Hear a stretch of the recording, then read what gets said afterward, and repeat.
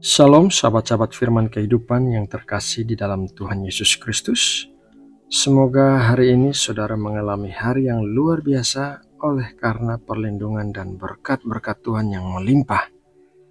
Sahabatku, sekarang mari kita mengarahkan hati kita kepada Tuhan. Mari kita berdoa.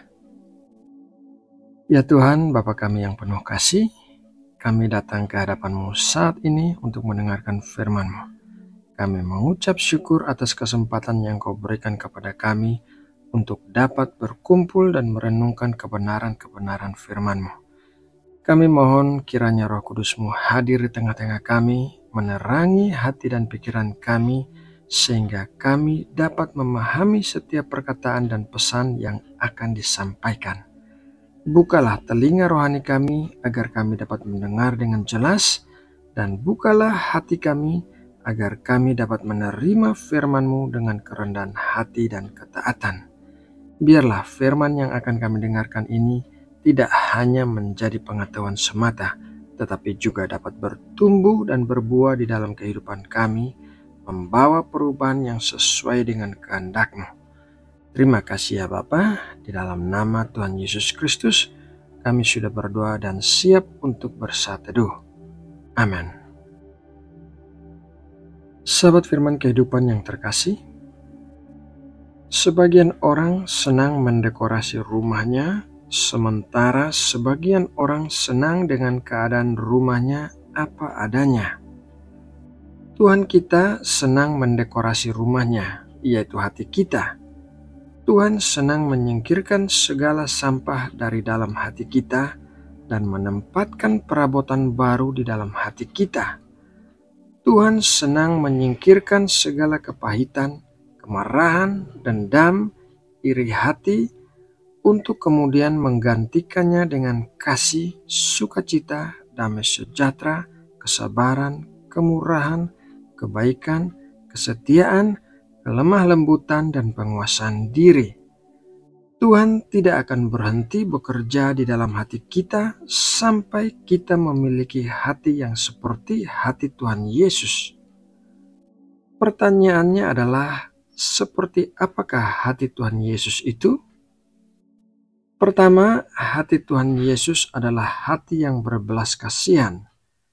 Di dalam Matius 9 ayat 36, melihat orang banyak itu, tergeraklah hati Yesus oleh belas kasihan kepada mereka, karena mereka lelah dan terlantar seperti domba yang tidak bergembala.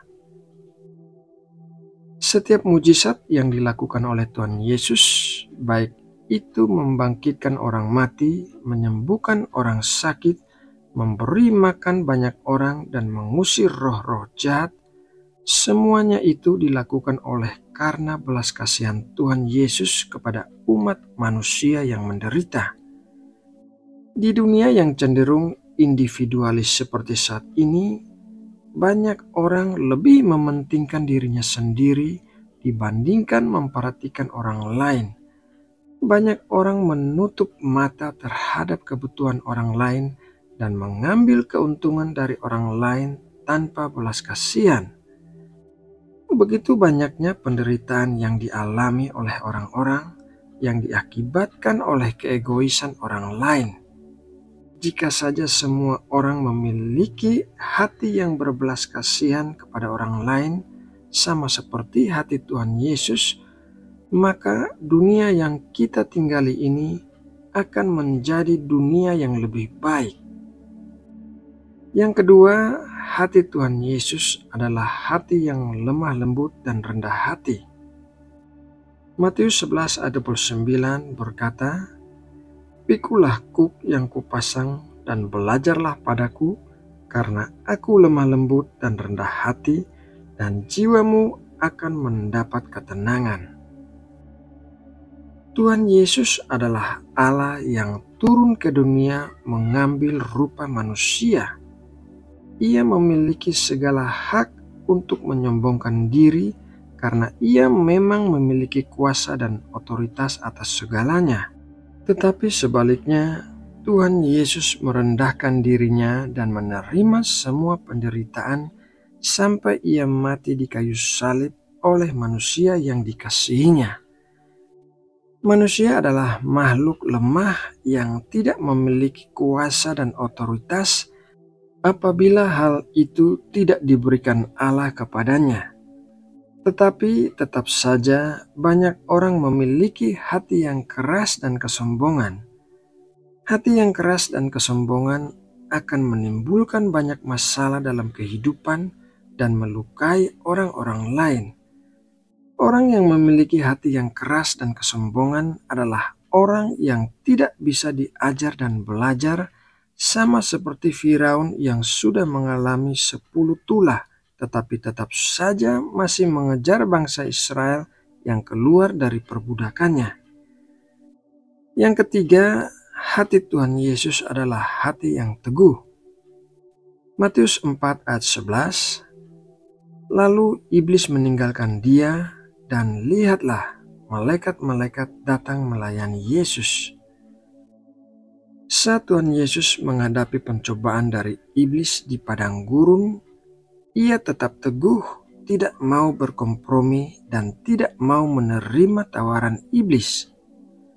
Betapa banyaknya orang yang mengesampingkan iman dan hati nuraninya untuk berkompromi dengan dunia dan menerima semua tawaran iblis. Padahal apa yang ditawarkan itu hanyalah bersifat sementara di dunia ini dan pada akhirnya akan menerima hukuman dalam kekekalan. Memiliki hati yang teguh seperti hati Tuhan Yesus mungkin akan membuat kita dicemooh dan dijauhi oleh orang-orang di sekitar kita. Akan tetapi, kita harus menunjukkan pandangan kita kepada upah yang menunggu kita di sorga, yaitu selama-lamanya bisa bersama dengan Tuhan yang kita kasihi. Poin yang keempat, hati Tuhan Yesus adalah hati yang mau berkorban.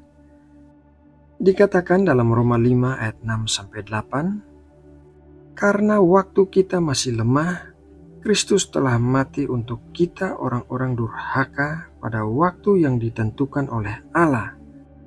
Sebab tidak mudah seorang mau mati untuk orang yang benar, tetapi mungkin untuk orang yang baik ada orang yang berani mati.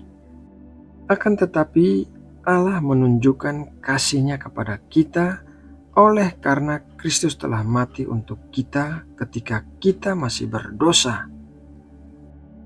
Kalau orang berbuat baik kepada kita, maka kita juga akan bersedia berbuat baik kepada orang itu.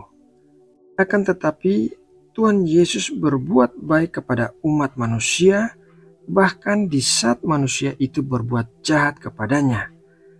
Tuhan Yesus memiliki hati yang mau berkorban, sehingga ia rela menjalani penderitaan yang begitu berat sampai menyerahkan nyawanya di kayu salib.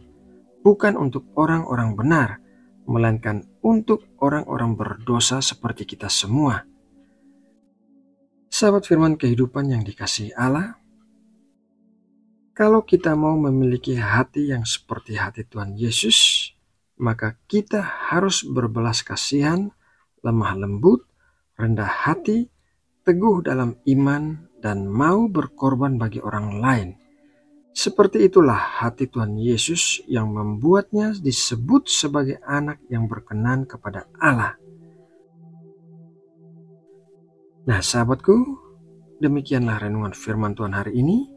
Semoga renungan ini dapat menguatkan dan memberkati kita semua yang mendengarkan dengan sungguh-sungguh. Sekarang kita akan berdoa untuk menutup renungan hari ini.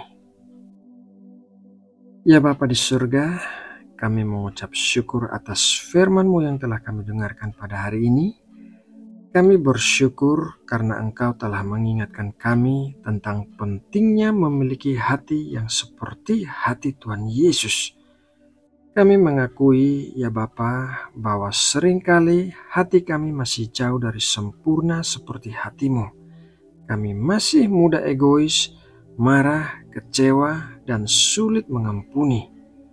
Oleh karena itu, kami mohon Roh Kudus-Mu untuk terus bekerja di dalam hati kami, membaharui pikiran dan perasaan kami, agar semakin hari kami semakin serupa dengan Kristus. Ajarilah kami untuk memiliki kasih yang tanpa syarat, kesabaran yang tidak berkesudahan, kerendahan hati yang tulus, dan belas kasihan yang nyata kepada sesama kami, seperti yang telah Engkau tunjukkan melalui Putra-Mu Tuhan Yesus Kristus.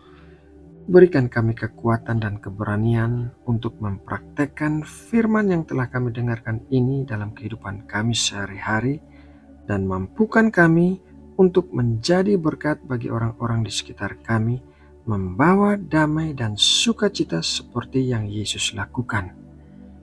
Ya Tuhan, kami serahkan seluruh hidup kami ke dalam tangan-Mu. Bimbinglah kami agar senantiasa berjalan dalam kehendak-Mu dan memuliakan nama-Mu melalui setiap perkataan dan perbuatan kami. Di dalam nama Tuhan Yesus Kristus, kami sudah berdoa. Amin.